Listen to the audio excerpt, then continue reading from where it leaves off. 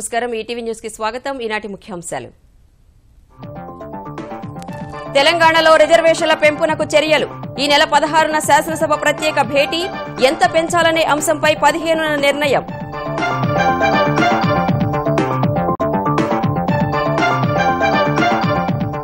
రిజర్వేషన్ల పెంపుపై విమర్శలను కొట్టిపారేసిన కేసీఆర్ మతపరం కానే కాదని స్పష్టీకరణ గతంలో ఇచ్చినవే పెంచుతున్నట్లు వెల్లడి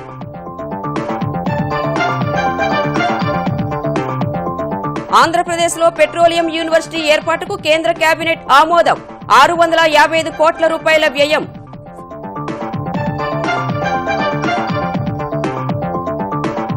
అంబేద్కర్ 125వ జయంతికి ఏపీ సర్కార్ ముమ్మర ఏర్పాట్లు 14న స్మృతి వనానికి శంకుస్థాపన పవిత్ర మట్టి నీరు సేకరణ ముగిసిన పార్లమెంట్ బడ్జెట్ సమావేశాలు 23 బిల్లులను ఆమోదించిన లోక్సభ రాజ్యసభలో 14 బిల్లులకు మోక్షం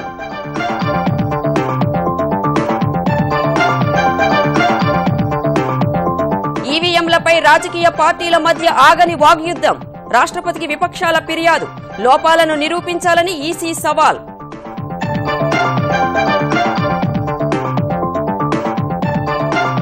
రోజువారీ పెట్రోల్ ధరల సమీక్షకు సిద్దమైన చమురు సంస్థలు మే 1 నుంచి విశాఖ సహా 5 నగరాల్లో ప్రయోగాత్మక అమలు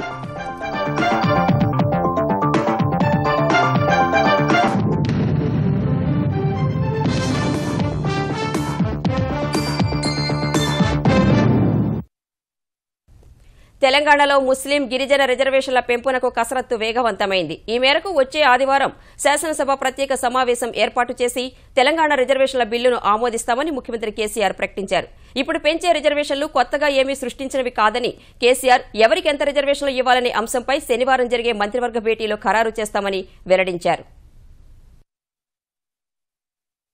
తెలంగాణలో ముస్లింలలోని పేదలు గిరిజనులకు రిజర్వేషన్లు పెంచాలన్న నిర్ణయంపై ముఖ్యమంత్రి కేసీఆర్ నేతృత్వంలో సమావేశమైన మంత్రివర్గం విస్తృత చర్చ జరిపింది ఈ పెంపు నిర్ణయం కొత్తదేమీ కాదని భేటీ తర్వాత స్పష్టం చేసిన కేసీఆర్ తమిళనాడు సహా 7 రాష్ట్రాల్లో అమలవుతున్న తరహాలోనే చెల్లప్ప కమిషన్ నివేదిక ఆధారంగా తెలంగాణ రిజర్వేషన్ చట్టం తీసుకొస్తామని స్పష్టం చేశారు ఈ మేరకు చట్టం రూపొందించాలని న్యాయశాఖను ఆదేశించినట్టు చెప్పిన కేసీఆర్ ఈ నెల 15న మరోసారి మంత్రివర్గంలో చర్చించి ఎవరికి ఎంత రిజర్వేషన్లు కల్పించాలనే అంశంపై నిర్ణయం తీసుకుంటామన్నారు ఈ చట్టం ఆమోదం కోసం ఈ నెల 16న శాసనసభను సమావేశపరచాలని గవర్నర్ సభాపతిని కోరుతూ తీర్మానం చేసినట్లు చెప్పారు మేము మతపరమైన రిజర్వేషన్ ఇవ్వడం లేదు మేము ఇస్తున్న రిజర్వేషన్ ఇవ్వబోతున్న రిజర్వేషన్ కొత్తది కాదు తెలంగాణ ఆంధ్రప్రదేశ్ 2 రాష్ట్రాలలో ఆల్రెడీ ఇస్తున్నటువంటిదే బీసీఈ కేటగిరీ కింద దూదేకుల కులం అని చెప్పి 1%, బీసీఈ కేటగిరీ కింద 4%, మొత్తం 5% రిజర్వేషన్ ఇప్పుడు ఆల్రెడీ ఇవ్వబడుతుంది దాన్ని మేము కొంత పర్సెంట్ పెంచుతున్నాం అంతే మేము కొత్తగా సృష్టించడం లేదు ఇది రాజ్యాంగబద్దంగా షెడ్యూల్ ట్రైబ్ ఉన్న వాళ్లకు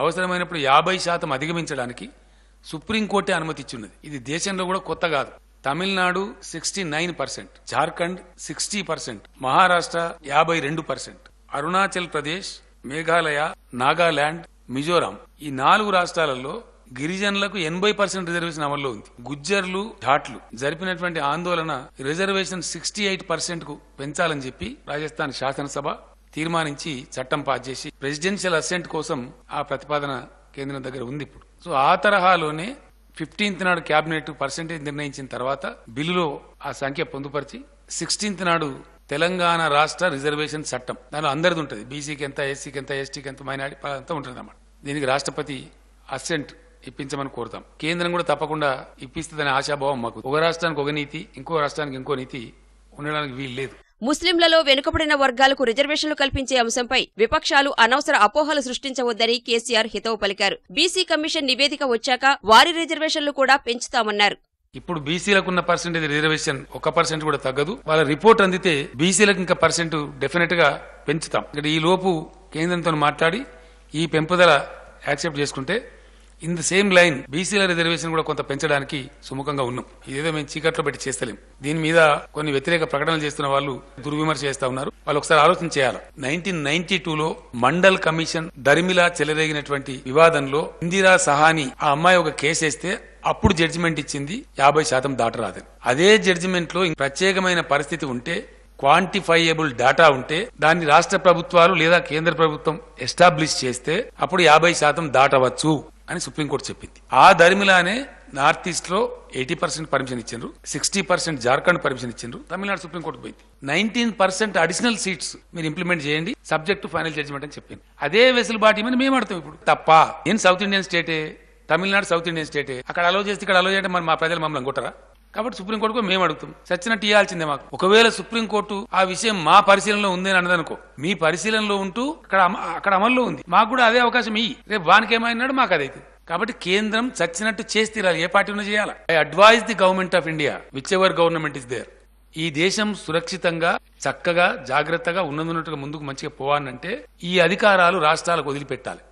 బీసీలో ఎంపీలు సంచార జాతుల స్థితిగతులపై నివేదిక ఇవ్వాలని బీసీ కమిషన్ను కోరినట్టు చెప్పిన కేసీఆర్ ఈ నివేదిక 6-7 నెలల్లో వస్తుందని కేసీఆర్ చెప్పారు. అటు ఉమ్మడి ఆంధ్రప్రదేశ్లో కంటే తెలంగాణలో విద్యుత్ డిమాండ్ ఎక్కువ ఉందన్న ముఖ్యమంత్రి అందుకోసమే ఛత్తీస్గఢ్తో 1000 మెగావాట్ల విద్యుత్ కొనుగోలుకు ఒప్పందం చేసుకున్నామని వెల్లడించారు. వచ్చే మార్చి నాటికి భద్రాద్రిలోని 2 యూనిట్లలో విద్యుత్ ఉత్పత్తి జరుగుతుందన్న కేసీఆర్ త్వరలో ఇండియా గ్రిడ్కు అనుసంధానం కాబోతున్నామని చెప్పారు. ఎత్తిపోతల పథకాలకయ్యే విద్యుత్తును తమ ప్రభుత్వమే భరిస్తుందని సీఎం స్పష్టం చేశారు. ఇంతగానం కరెంట్ ఎందుకు ఖర్చు పెట్టాలి, రైతులకు ఇంతగానం కాస్ట్లీ నీళ్ళు ఎందుకు ఇవ్వాలి, దీనికి 10,000 కోట్లు అయితే నేను చెప్పిన 10,000 కోట్లు మా తెలంగాణ రైతన్నల కోసం గవర్నమెంట్ బిల్లు కడతాం, బడ్జెట్ లో ప్రొవిజన్ పెడతాం, మాకు అదే ప్రయారిటీ. రేపు బడ్జెట్ నుంచి ఈ ఎత్తిపోతల పథకాల బిల్లు ప్రభుత్వమే భరిస్తాం, నథింగ్ రాంగ్. మా రైతుకు నీళ్లు రావాలంటే, మా చేపలు పెరగాలంటే, మా గొర్రె మెయ్యానంటే, మా ఆవు పాలియానంటే మాకు నీళ్లు రావాలి, అది మా ప్రాధాన్యత. ఈ నెల 27న వరంగల్లో జరిగే తెరాస ఆవిర్భావ సభ కోసం ప్రతి కార్యకర్త కూలీ పని చేయాలని ముఖ్యమంత్రి కేసీఆర్ పిలుపునిచ్చారు. వచ్చిన కూలీ డబ్బులతోనే సభకు రావాలన్న ఆయన తాను కూడా పాల్గొంటానని తెలిపారు. తెరాస సభ్యత్వం 75 లక్షలు దాటిపోతోందని ముఖ్యమంత్రి సంతోషం వ్యక్తం చేశారు. ప్రభుత్వం వచ్చిన కొత్తలో మెంబర్షిప్ మాకు 51.5 లక్షలు వచ్చింది. ఈ సంవత్సరం 75 లక్షలు దాటిపోతా ఉంది. ఇంకా కూడా అడుగుతా ఉన్నారు. 75 లక్షల సభ్యత్వాన్ని కలిగినటువంటి పెద్ద పార్టీలలో ఇండియాలో టీఆర్ఎస్ ఒక పార్టీ అవతరించిందని చెప్పి నేను నా హర్షాన్ని, నా సంతోషాన్ని వ్యక్తం చేస్తా ఉన్నాను. ఈ నెల 14వ తేదీ నుంచి 20వ తేదీ వరకు గులాబీ కూలీ దినాలుగా నేను ప్రకటిస్తా ఉన్నా. ఎవరికి వెసులుబాటులో ఉన్న 2 రోజులు కూలీ పని చేయాలి తప్పకుండా. ఎవరికి దొరికిన కూలీ నేను కూడా 2 రోజులు కూలీ చేస్తా గ్యారంటీగా. అందరం కూడా పార్టిసిపేట్ కావాల్సిందే. కూలీ ఎంత ఇస్తే అంత తీసుకొని దాని ద్వారా వాహనాలు ఏ ఊరు వాళ్ళు ఆ ఊరు వాళ్ళే బస్సో లారో ఏది దొరుకుతుంది బుక్ చేసుకుని రావాలి, సభకు రావాలి. సభను బ్రహ్మాండంగా విజయవంతం చేయాలి కన్వీనియర్ గారి రీతిలో అని ప్రతి కార్యకర్తకు, ప్రతి నాయకునికి నేను అప్పీల్ చేస్తా ఉన్నా. బీసీలో ఇతర కులాలను చేర్చేందుకు తెరాస ప్రభుత్వం చేస్తున్న ప్రయత్నం బీసీలకు అన్యాయం చేయటమే అవుతుందని భాజపా తెలంగాణ అధ్యక్షుడు లక్ష్మణ్ అన్నారు. ఇతర కులాలను బీసీలో చేర్చడం సరికాదన్న ఆయన వెనుకబడిన వర్గాలను ఆదుకునేందుకు సరైన పద్దతిలో చర్యలు చేపడితే తమ సహకారం ఉంటుందని చెప్పారు. హైదరాబాద్లోని భాజపా కార్యాలయంలో తెలంగాణ బీసీ అభివృద్ది సంఘం కార్యదర్శి స్రవంతి సహా పలువురు మహిళా కార్యకర్తలు లక్ష్మణ్ సమక్షంలో కమలదళంలో చేరారు. ఆ ముస్లింలకు ఉండే పేదరికాన్ని రూపుమాపడానికి అనేక కార్యక్రమాలు తీసుకోండి, మేము సమర్థిస్తాం. ఆచరణలో అమలు కాని అంశాలను తెర మీదకి తీసుకొచ్చి ఓటు బ్యాంక్ రాజకీయాలకు పాల్పడుతున్నావే, దాన్ని మాత్రమే ఈ రోజు మేము తప్పుపడుతున్నాం. సామాజిక వివక్ష గురైనటువంటి educationally backward, socially backward, financially backward ఉన్న సెక్షన్స్, కానీ ఫినాన్షియల్ గా బ్యాక్వర్డ్ ఉన్న వాళ్ళను వాళ్ళకి తెర మీద తీసుకొస్తే అన్ని వర్గాల్లో ఉండే వాళ్ళ గురించి ఆలోచించేయండి తప్పితే ఈ రకంగా ఓటు బ్యాంకు రాజకీయాలకు పాల్పడి రిజర్వేషన్ల నీరుగార్చే ప్రయత్నం, కుట్రలు చేస్తే బీజేపీ ఏమాత్రం సహించదు. విశాఖపట్నంలో ప్రతిష్టాత్మక పెట్రోలియం విశ్వవిద్యాలయం ఏర్పాటు దిశలో మరో ముందడుగు పడింది. విశాఖలో Indian institute of petroleum and energy IIPE ఏర్పాటుకు కేంద్ర మంత్రివర్గం ఆమోద ముద్ర వేసింది. 655 కోట్ల 46 లక్షల రూపాయల పెట్టుబడితో పెట్రో విశ్వవిద్యాలయాన్ని ఏర్పాటు చేయనున్నారు. పెట్రోలియం రంగంలో నైపుణ్యంతో కూడిన మానవ వనరులు పెంచడం సహా పరిశోధనలు పెరిగేందుకు ఈ సంస్థ తోడ్పడుతుందని మంత్రివర్గం ఆశాభావం వ్యక్తం చేసింది. కేజీ బేసిన్, విశాఖపట్నంలో ఏర్పాటు చేసిన పెట్రోలియం రిఫైనరీ, కాకినాడలో ఏర్పాటు చేసే పెట్రోకెమికల్స్ కాంప్లెక్స్ కు ఈ విశ్వవిద్యాలయం అనుసంధానంగా ఉండనుంది. పార్లమెంటు ప్రత్యేక చట్టం ద్వారా ఐఐపీఈని ఏర్పాటు చేయనుండగా ఐఐటీ డిగ్రీలకు ఉండే ప్రాధాన్యం ఈ విద్యాసంస్థ డిగ్రీకి ఉంటుందని కేబినెట్ తెలిపింది. మరోవైపు ముడి జౌళి కనీస మద్దతు ధరను క్వింటాలకు 300 రూపాయలు పెంచుతూ మంత్రివర్గం నిర్ణయం తీసుకుంది. అమరావతిలో నిర్మించనున్న అంబేద్కర్ స్మృతివనం కోసం ఆంధ్రప్రదేశ్ ప్రతినిధి బృందం ఢిల్లీలో మట్టి నీరు సేకరించింది. ఏపీ సాంఘిక సంక్షేమ శాఖ మంత్రి నక్కా ఆనందబాబు, వర్ల రామయ్యతో కూడిన బృందం పార్లమెంటు నుంచి మట్టి, యమునా నది నుంచి నీరు సేకరించింది. లోక్సభ స్పీకర్ సుమిత్రా మహాజన్ చేతుల మీదుగా అంబేద్కర్ విగ్రహం వద్ద మట్టిని వారు అందుకున్నారు. ముద్రణ, కుట్టు లేకుండా రూపొందించిన జాతీయ జెండాను పశ్చిమ గోదావరి జిల్లా ఆచంటకు చెందిన చేనేత కళాకారుడు సత్యనారాయణ స్పీకర్కు బహూకరించారు. మధ్యలో అశోక చక్రాన్ని కేవలం అల్లిక ద్వారా రూపొందించారు. ఇన్ని ప్రత్యేకతలున్న జెండాను అందుకోవడం సంతోషంగా ఉందని సుమిత్రా మహాజన్ వ్యాఖ్యానించారు. దేశంలోని వివిధ ప్రాంతాల నుంచి కూడా మట్టిని, నీటిని సేకరిస్తున్నామని మంత్రి ఆనందబాబు తెలిపారు. అంబేద్కర్ జన్మస్థలమైనటువంటి మధ్యప్రదేశ్ లోని మౌ గ్రామం కూడా వెళ్లారు. అక్కడి నుంచి కూడా అక్కడ మట్టి, అదే విధంగా నీటిని తీసుకుని రాబోతా ఉన్నారు. ఇంకా ఆంధ్రప్రదేశ్ రాష్ట్రంలో ఉన్నటువంటి బౌద్ధ ఆరామాలు గాని, బౌద్ధ క్షేత్రాల నుంచి అంబేద్కర్ గారికి శృతివనంలో భూమి పూజ కార్యక్రమంలో పెట్టడానికి ఇవన్నీ కూడా పవిత్ర స్థలాల నుంచి మట్టిని, నీటిని సేకరించి అంబేద్కర్ జయంత్యుత్సవం రోజున ఈ కార్యక్రమాన్ని చేయబోతా ఉన్నాం. సార్వత్రిక బడ్జెట్ను నెల రోజుల ముందే ప్రవేశపెట్టడం, రైల్వే బడ్జెట్ను సార్వత్రిక పద్ధతిలో విలీనం చేసిన చరిత్రాత్మక ఘట్టాలకు వేదికైన పార్లమెంటు బడ్జెట్ సమావేశాలు ముగిశాయి. ఉభయ సభలు నిరవధికంగా వాయిదా పడ్డాయి. కేంద్రంలో ఎన్డీఏ ప్రభుత్వం అధికారంలోకి వచ్చిన తర్వాత అత్యంత ఫలవంత చర్చకు వేదికైన సమావేశాలుగా ప్రధాని నరేంద్ర మోదీ అభివర్ణించిన ఈ సమావేశాల్లో కీలకమైన జీఎస్టీ బిల్లులు ఆమోదం పొందాయి. 2 విడతల్లో 29 రోజులు సమావేశమైన లోక్సభ 23 బిల్లులను ఆమోదించగా జీఎస్టీ సహా 14 బిల్లులకు రాజ్యసభ ఆమోదం తెలిపింది.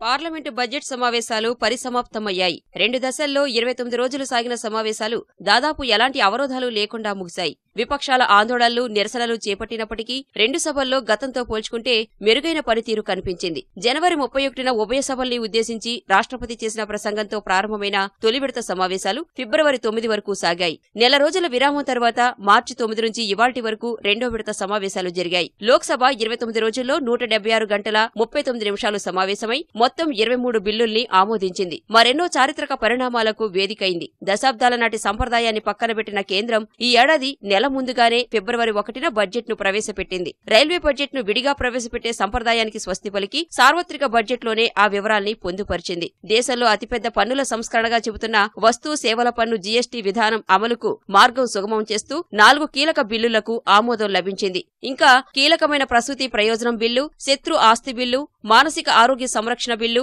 మోటారు వాహన బిల్లు, హెచ్ఐవి ఎయిడ్స్ బిల్లు, 123వ రాజ్యాంగ సవరణ బిల్లులకు లోక్సభ ఆమోదముద్ర వేసింది. ఈ సమావేశాల్లో 560 ప్రశ్నలకు సమాధానాలు లభించగా 377వ నిబంధన ప్రకారం 494 అంశాలను లేవనెత్తగా 158 ప్రైవేటు బిల్లులపై చర్చ జరిగింది. విపక్షాల నిరసనల కారణంగా 8 గంటల 12 నిమిషాల సభా సమయం వృధా కాగా శివసేన ఎంపీ రవీంద్ర గైక్వాడ్ కు ఎయిర్ ఇండియా టికెట్ ఇచ్చేందుకు నిరాకరించడంతో ఆ పార్టీ సభ్యులు పౌర విమానయాన శాఖ మంత్రి అశోక్ గజపతిరాజు పట్ల దురుసుగా ప్రవర్తించడం వివాదాస్పదమైంది. ఇలాంటి 1-2 ఘటనలు మినహా ఈసారి సమావేశాలు పూర్తి సంతృప్తికరంగా సాగాయని సభ నిరవధికంగా వాయిదా తర్వాత స్పీకర్ సుమిత్రా మహాజన్ తెలిపారు.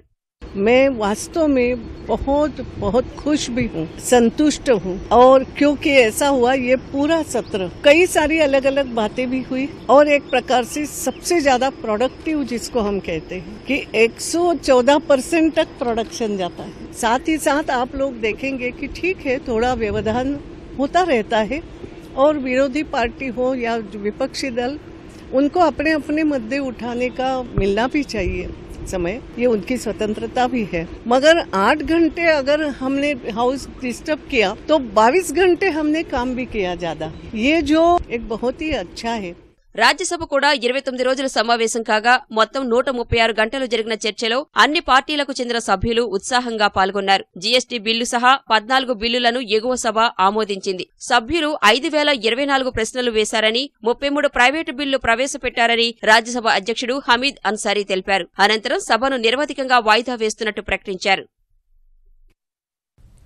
ఓబీసీ కమిషన్ కు రాజ్యాంగ హోదా కల్పించే బిల్లు ఆమోదం విషయంలో విపక్షాలు వ్యవహరించిన తీరు పట్ల ప్రధాని నరేంద్ర మోదీ మండిపడ్డారు. ఈ బిల్లు లోక్సభలో ఆమోదం పొందడంపై భారతీయ జనతా పార్టీకి చెందిన ఓబీసీ ఎంపీలు ఏర్పాటు చేసిన అభినందన సభలో పాల్గొన్న ప్రధాని విపక్షాల తీరును తప్పుపట్టారు. వెనుకబడిన తరగతుల వారి సంక్షేమం కోసం నిజంగా కట్టుబడి ఉంటే ఓబీసీ కమిషన్ బిల్లు రాజ్యసభలో ఆమోదం పొందకుండా విపక్షాలు ఎందుకు అడ్డుకున్నాయని ప్రధాని ప్రశ్నించారు. ఈ బిల్లు వల్ల సమాజంలోని వెనుకబడిన తరగతుల వారికి న్యాయం జరుగుతుందన్న ప్రధాని వారి వారికి సామాజిక సాధికారత కూడా దక్కుతుందని అన్నారు. ఓబీసీ కమిషన్ కు రాజ్యాంగ హోదా కల్పించే బిల్లుపై ప్రచారం చేసి దానివల్ల కలిగే లాభాలను సంబంధిత వర్గాలకు వివరించాలని ఎంపీలకు ప్రధాని సూచించారు. కేంద్రంలోని ఎన్డీఏ సర్కార్ అన్ని వ్యవస్థలను కాలరాస్తోందని, రాజ్యాంగ విరుద్దంగా వ్యవహరిస్తోందని ప్రతిపక్షాలు ఆరోపించాయి. ఈ మేరకు ఎన్డీఏ ప్రభుత్వ తీరుపై వ్యతిరేకంగా రాష్ట్రపతి ప్రణబ్ ముఖర్జీకి ఫిర్యాదు చేసిన కాంగ్రెస్ నేతృత్వంలోని 13 పార్టీల నేతలు దేశంలో ప్రజాస్వామ్యాన్ని కాపాడుకుందుకు వెంటనే జోక్యం చేసుకోవాలని కోరారు. గోపరిరక్షణ పేరుతో వివిధ ప్రాంతాల్లో దాడులు, కీలక బిల్లులను ద్రవ్య బిల్లుల రూపంలో తీసుకురావడం, మణిపూర్, గోవాలో ప్రభుత్వాల ఏర్పాటులో అనుసరించిన విధానాలపై రాష్ట్రపతికి సమర్పించిన వినతి పత్రంలో ఫిర్యాదు చేసిన ప్రతిపక్షాలు ఇటీవల జరిగిన వేర్వేరు రాష్ట్రాల శాసనసభల ఎన్నికల్లో ఈవీఎంలలో అక్రమాలపై రాష్ట్రపతికి నివేదించినట్టు వెల్లడించారు. దేశంలో భయానక వాతావరణాన్ని సృష్టించి ప్రశ్నించే వారిని అణగదొక్కుతున్న తీరుపై రాష్ట్రపతికి ఫిర్యాదు చేసినట్టు రాజ్యసభలో ప్రతిపక్ష నేత గులాం నబీ ఆజాద్ వెల్లడించారు. We have requested Honorable President for urgent intervention to protect India's constitutional democracy and safeguard fundamental rights of the citizens to ensure rule of law in this country. CBI, all central agencies, income tax, ED is being used to harass the opposition parties, leaders of political parties, particularly the chief ministers. And there has never been such a harassment of political parties and leaders and the chief minister of opposition parties like this has been happening for the last 3 years. ఈవీఎంల పనితీరు సహా వివిధ అంశాలపై కేంద్రం తీరును విమర్శిస్తూ ప్రతిపక్షాలు రాష్ట్రపతికి ఫిర్యాదు చేయడాన్ని కేంద్ర మంత్రి వెంకయ్యనాయుడు తప్పుపట్టారు. వేర్వేరు రాష్ట్రాల శాసనసభలకు జరిగిన ఎన్నికల్లో భారతీయ జనతా పార్టీ విజయాలను చూసి ఓర్వలేకే ప్రతిపక్షాలు ఈవీఎంలపై పడ్డాయని వెంకయ్య ధ్వజమెత్తారు. గతంలో ఇదే ఈవీఎంల ద్వారా గెలిచామనే విషయాన్ని ప్రతిపక్ష నాయకులు మరుస్తున్నారని Venkaiah ఆక్షేపించారు. Not being able to understand the mandate of the people. They are not able to digest the growing popularity of the Prime Minister and the government. That's why they are continuing this disinformation. EVMs were used earlier when they have won, no problem. When they lost election, there are problems. And moreover, the Election Commission has clarified about the validity of the machine. After all, they have won the election through this system only. Now they are trying to find fault because they want to dilute the victory of the government, and more particularly of Uttar Pradesh, Uttaranchal, Manipur, Goa. ఇటీవల వివిధ రాష్ట్రాల assembly ఎన్నికల్లో ఈవీఎంల అక్రమాలపై పాలక విపక్షాల మధ్య మాటల దాడి కొనసాగుతున్న వేళ వాటిని నిరూపించాలని ఎన్నికల సంఘం బహిరంగ సవాల్ విసిరింది. ప్రజలు, శాస్త్రవేత్తలు, నిపుణులు ఎవరైనా మే మొదటి వారం నుంచి 10 రోజులు ఈవీఎం యంత్రాలను హ్యాక్ చేసి లోపాలను నిరూపించాలని సవాల్ విసిరింది. వారం నుంచి 10 రోజులు సాగే ఈ ప్రక్రియలో వివిధ దశలు ఉంటాయని ఈసీ తెలిపింది. ఈవీఎంల పనితీరుపై ఆరోపణల నేపథ్యంలో 2009లో కూడా ఎన్నికల సంఘం ఇలాంటి సవాల్నే విసిరింది. అమరావతి రాజధానిలోని పరిపాలనా నగరంలో శాశ్వత సచివాలయ భవనాల ఆకృతికి సంబంధించి సీఆర్డీఏ ప్రీ బిడ్ సమావేశాన్ని నిర్వహించింది. విజయవాడలోని కేంద్ర కార్యాలయంలో నిర్వహించిన ఈ సమావేశంలో దేశంలోని ప్రముఖ ఆర్కిటెక్చర్ సంస్థలు పాల్గొన్నాయి. శాశ్వత సచివాలయ భవన ఆకృతులు, శాఖాధిపతుల కార్యాలయాల ఆకృతుల డిజైన్ల రూపకల్పనలో ఈ సంస్థలు కీలక పాత్ర పోషించనున్నాయి. ఢిల్లీ, అహ్మదాబాద్, ముంబై, రాజస్థాన్ తదితర ప్రాంతాల నుంచి 11 ఆర్కిటెక్చర్ సంస్థలు ఈ ప్రీ బిడ్ సమావేశానికి హాజరయ్యాయి. ఢిల్లీకి చెందిన రాజేందర్ అసోసియేట్స్, సిపి కుక్రిజా ఆర్కిటెక్ట్స్, ముంబైకి చెందిన సంస్థ హఫీజ్ కాంట్రాక్టర్ తదితర ప్రతినిధులు హాజరయ్యారు. భవన నిర్మాణ ఆకృతులు, ఇంటీరియర్ డిజైన్లు తదితర అంశాలపై సీఆర్డీఏ అధికారులు ఆర్కిటెక్చర్ సంస్థలకు వివరాలు తెలియజేశారు. మరోసారి భవన నిర్మాణ రూపకల్పన సంస్థలతో సీఆర్డీఏ సమావేశం నిర్వహించనుంది. రైతు రుణమాఫీ విషయంలో తెరాస ప్రభుత్వం మాటను నిలబెట్టుకుందని తెలంగాణ ఆర్థిక మంత్రి ఈటెల రాజేందర్ పేర్కొన్నారు. కరీంనగర్ జిల్లా బొంకల్లులో చేనేత సహకార సంఘం భవనానికి శంకుస్థాపన చేసిన ఆయన ఎన్నికల వేళ తెరాస హామీపై వ్యక్తం చేసిన అనుమానాలను పటాపంచలు చేశామని పేర్కొన్నారు. అధికారంలోకి వచ్చిన తరువాత తమ హామీలను చేతల్లోనే చూపించామని వివరించారు.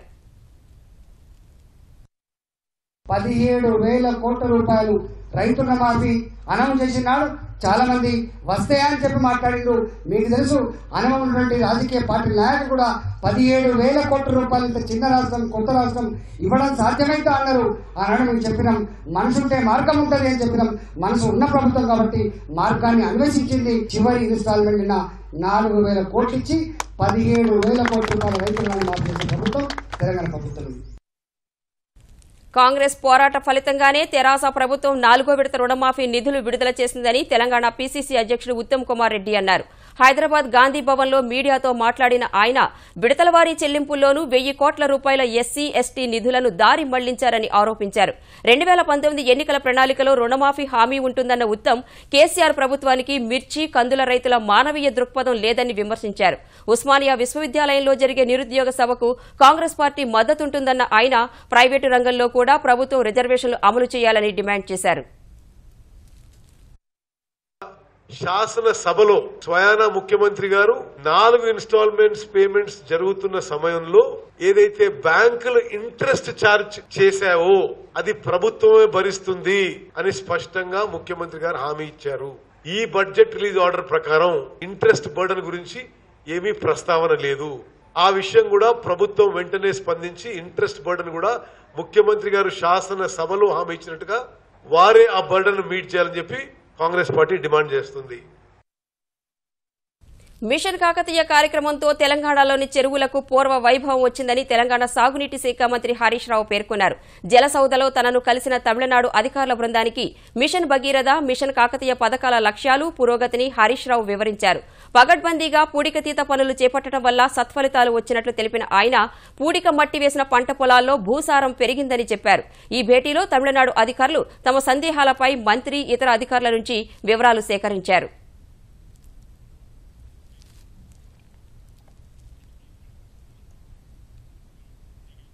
అతి త్వరలో దేశవ్యాప్తంగా పెట్రోల్, డీజిల్ ధరలు ప్రతిరోజు మారనున్నాయి. ఈ మేరకు మే 1 నుంచి విశాఖపట్నం సహా దేశంలోని 5 నగరాల్లో కొత్త విధానాన్ని ప్రయోగాత్మకంగా అమలు చేసేందుకు ప్రభుత్వ రంగ చమురు సంస్థలు సిద్దమయ్యాయి. ప్రస్తుతం అంతర్జాతీయ విపణిలో ముడి చమురు ధర డాలర్ విలువకు అనుగుణంగా ప్రతి 15 రోజులకోసారి పెట్రోల్ ధరల్ని సవరిస్తున్న చమురు సంస్థలు ఇక నుంచి అభివృద్ది చెందిన దేశాల తరహాలో ఏ రోజుకా రోజు ధరలు మారే విధానాన్ని అమలు చేయాలని భావిస్తున్నాయి. ఇందుకు అవసరమైన సాంకేతిక వ్యవస్థను సమకూర్చుకున్న ఆయా సంస్థలు విశాఖ, పుదుచ్చేరి, చండీగఢ్, రాజస్థాన్లోని ఉదయ్పూర్, జార్ఖండ్లోని జంషెడ్పూర్లో కొత్త ధరల విధానాన్ని ప్రయోగాత్మకంగా అమలు చేయాలని నిర్ణయించాయి. అక్కడి ఫలితాలను బట్టి దేశమంతా విస్తరించాలని భావిస్తున్నాయి. కొత్త విధానం అమలు ద్వారా ధరల పెంపునకు సంబంధించి ప్రభుత్వంపై రాజకీయ ఒత్తిళ్లు లేకుండా పోతాయని నిపుణులు విశ్లేషిస్తున్నారు. కొత్త విధానం అమలు చమురు సంస్థల పరిధిలోని అంశమని, ప్రభుత్వానికి ఎలాంటి సంబంధం లేదని చమురు శాఖ మంత్రి ధర్మేంద్ర ప్రధాన్ స్పష్టం చేశారు. తమిళనాడులోని ఆర్కే నగర్ నియోజకవర్గ ఉప ఎన్నికల్లో విజయం కోసం పళనిస్వామి ప్రభుత్వ ఓటర్లకు లంచమిచ్చి ప్రలోభ పెట్టిందని, అందుకు ఆయన బర్తరఫ్ చేయాలని ప్రతిపక్ష డీఎంకే గవర్నర్ను కోరింది.